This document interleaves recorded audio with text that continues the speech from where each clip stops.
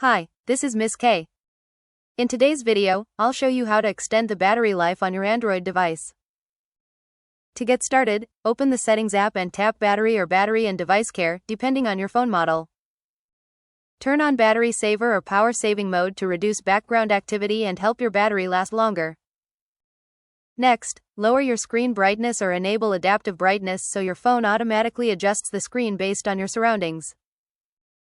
You can also reduce the screen timeout so the display turns off more quickly when not in use. To save even more battery, turn off features you're not using, such as Bluetooth, GPS, Wi-Fi, or mobile hotspot. You can also close apps running in the background and limit battery usage for apps that consume a lot of power by checking the battery usage section in Settings.